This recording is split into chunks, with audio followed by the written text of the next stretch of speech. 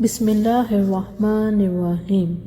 سیرت النبی صلی اللہ علیہ وآلہ وسلم۔ عنوان: لوہے کی دیوار۔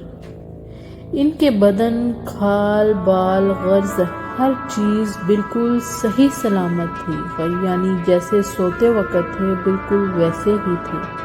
کسی قسم کی کوئی تبدیلی واقع نہیں ہوئی تھی۔ وہ آپس میں کہنے لگے، کیوں بھائی، ہم بھلا کتنی دیر سوتے رہے؟ ایک نے جواب دیا، 1 دن یا اس سے بھی کم۔ یہ بات اس نے اس لیے کہی تھی کہ وہ صبح کے وقت سوئے تھے اور جب جاگے تو شام کا وقت تھا، اس لیے انہوں نے یہی خیال کیا کہ وہ 1 دن یا اس سے کم سوئے ہیں۔ پھر ایک نے کہا، یہ کہہ کر بات ختم کر دی کہ اس کا درست علم تو اللہ ہی کو ہے۔ بے شک اب انہیں شدید بھوک پیاس کا احساس ہوا۔ انہوں نے سوچا بازار سے کھانا منگوانا چاہیے۔ پیسے ان کے پاس تھے، ان میں سے کچھ وہ اللہ کے راستے میں خرچ کر چکے تھے، کچھ ان کے پاس باقی تھے۔ ایک نے کہا، ہم میں سے کوئی پیسے لے کر بازار جائے اور کھانے کی کوئی پاکیزہ چیز، عمدہ چیز لے آئے، اور جاتے ہوئے اور آتے ہوئے اس بات کا خیال رکھے کہ کہیں لوگوں کی نظر میں اس پر نہ پڑ جائے۔ سودا خریدتے وقت بھی ہوشیاری سے کام لے، کسی کی نظروں میں نہ آئے۔ اگر انہیں ہمارے بارے میں معلوم ہو گیا تو ہماری خیر نہیں۔ دقیانوس کے آدمی ابھی تک ہمیں تلاش کرتے پھرتے رہے ہوں گے۔ چنانچہ ان میں سے ایک غار سے باہر نکلا۔ اسے سارا نقشہ ہی بدلا نظر آیا۔ اب اسے کیا معلوم تھا کہ وہ 309 سال تک سوتے رہے ہیں۔ اس نے دیکھا کوئی چیز اپنے پہلے حال پر نہیں تھی۔ شہر میں کوئی بھی اسے جانا پہچانا نظر نہ آیا۔ یہ حیران تھا، پریشان تھا اور ڈرے ڈرے انداز میں آگے بڑھ رہا تھا۔ اس کا دماغ چکرا رہا تھا، سوچ رہا تھا، کل شام تو ہم اس شہر کو چھوڑ کر گئے ہیں، پھر یہ اچانک کیا ہو گیا ہے؟ جب زیادہ پریشان ہوا تو اس نے اپنے دل میں فیصلہ کیا، مجھے جلد از جلد سودا لے کر اپنے ساتھیوں کے پاس پہنچ جانا چاہیے۔ آخر وہ ایک دکان پر پہنچا، دکاندار کو پیسے دیے اور کھانے پینے کا سامان طلب کیا۔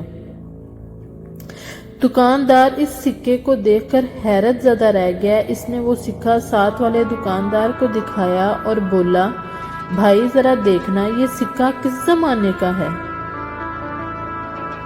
اس نے دوسرے کو دیا۔ اسی طرح سکے کئی ہاتھوں میں گھوم گیا۔ کئی آدمی وہاں جمع ہو گئے۔ آخر انہوں نے اس سے پوچھا، تم یہ سکہ کہاں سے لائے ہو؟ تم کس ملک کے رہنے والے ہو؟ جواب میں اس نے کہا، میں تو اسی شہر کا رہنے والا ہوں، کل شام ہی کو تو یہاں سے گیا ہوں۔ یہاں کا بادشاہ دقیانوس ہے۔ وہ سب اس کی بات سن کر ہنس پڑے اور بولے، یہ تو کوئی پاگل ہے، اور اسے پکڑ کر بادشاہ کے پاس لے چلو۔ آخر اسے بادشاہ کے سامنے پیش کیا گیا۔ وہاں اس سے سوالات کیے گئے۔ اس نے تمام حال کہہ سنایا۔ بادشاہ اور سب لوگ اس کی کہانی سن کر حیرت زدہ رہ گئے۔ آخر انہوں نے کہا، اچھا ٹھیک ہے، تم ہمیں اپنے ساتھیوں کے پاس لے کر چلو، ہمیں بھی دکھاؤ وہ غار کہاں ہے۔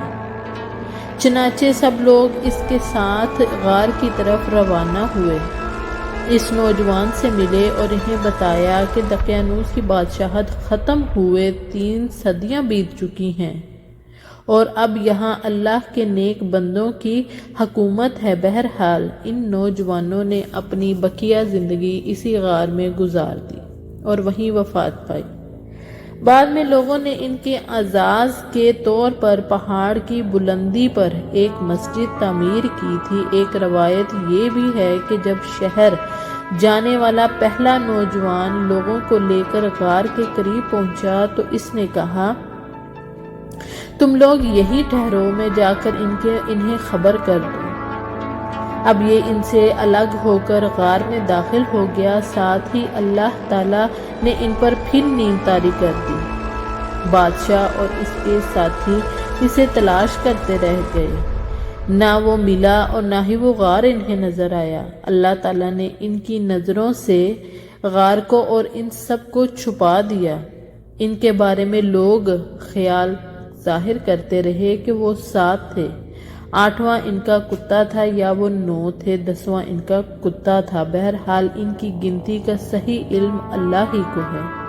اللہ تعالیٰ نے اپنے نبی صلی اللہ علیہ وآلہ وسلم سے ارشاد فرمایا، ان کے بارے میں زیادہ بحث نہ کریں اور نہ ان کے بارے کسی سے دریافت کریں، کیونکہ ان کے بارے میں لوگ اپنی طرف سے باتیں کرتے ہیں، کوئی صحیح دلیل ان کے پاس نہیں۔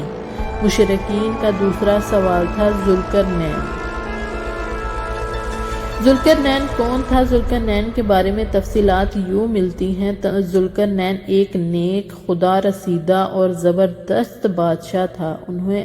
انہوں نے 3 بڑی مہمات سر کیں۔ پہلی مہم میں وہ اس کے مقام تک پہنچے جہاں سورج غروب ہوتا ہے۔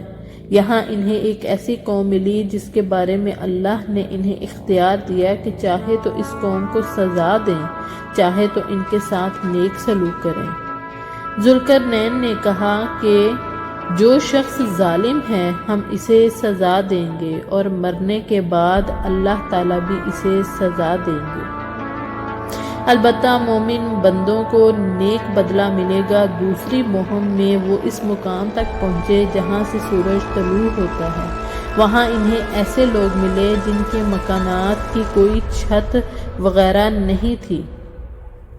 تیسری مہم میں وہ 2 گھاٹیوں کے درمیان پہنچے۔ یہاں کے لوگ ان کی باتیں نہیں سمجھتے تھے۔ انہوں نے اشاروں میں یا ترجمان کے ذریعے یاجوج ماجوج کی تباہ کاریوں کا شکوہ کرتے ہوئے ان سے درخواست کی کہ وہ ان کے اور یاجوج ماجوج کے درمیان بند بنا دیں۔ ذوالقرنین نے لوہے کی چادریں بنوائیں، پھر ان سے ایک دیوار بنا دی، ان میں تانبا پگھلا کر ڈالا گیا۔ اس کام ہونے پر ذوالقرنین نے کہا، یہ اللہ کا فضل ہے کہ مجھ سے اتنا بڑا کام ہو گیا۔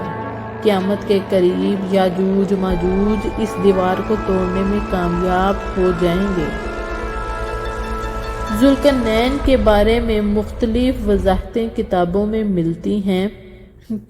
قرنین کے معنی 2 سمتوں کے ہیں۔ ذوالقرنین دنیا کے 2 کناروں تک پہنچے تھے، اس لیے انہیں ذوالقرنین کہا جاتا ہے۔ بعض نے قرن کے معنی سینگ کے لیے ہیں، یعنی 2 سینگوں والے۔ ان کا نام سکندر تھا، لیکن یہ یونان کے سکندر نہیں ہیں جیسے سکندر اعظم کہا جاتا ہے۔ یونانی سکندر کافر تھا، جبکہ یہ مسلم اور ولی اللہ تھے۔ یہ سام بن نوح علیہ السلام کی اولاد میں سے تھے۔ خضر علیہ السلام ان کی فوج کا جھنڈا اٹھانے والے تھے۔ تیسرے سوال یعنی روح کے بارے میں اللہ تعالیٰ نے ارشاد فرمایا، یہ لوگ آپ سے روح کے بارے میں پوچھتے ہیں، آپ فرما دیجئے کہ روح میرے رب کے حکم سے قائم ہے، یعنی روح کی حقیقت اسی کے علم میں ہے، اس کے سوا اس کے بارے میں کوئی نہیں جانتا۔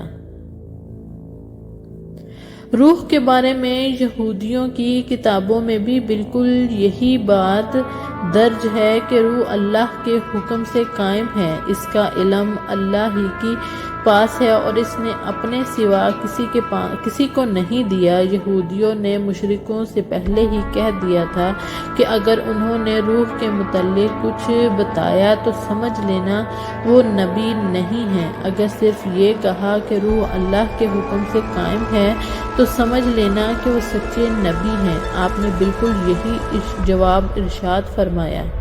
لگے ہاتھوں یہاں ایک واقعہ بھی سن لیں۔ جب مسلمانوں نے ہندوستان فتح کیا تو ہندو مذہب کا ایک عالم مسلمان عالموں سے مناظرہ کرنے کے لیے آیا۔ اس نے مطالبہ کیا، میرے مقابلے میں کسی عالم کو بھیجو۔ اس پر لوگوں نے امام رکن الدین کی طرف اشارہ کیا۔ جزاک اللہ خیر۔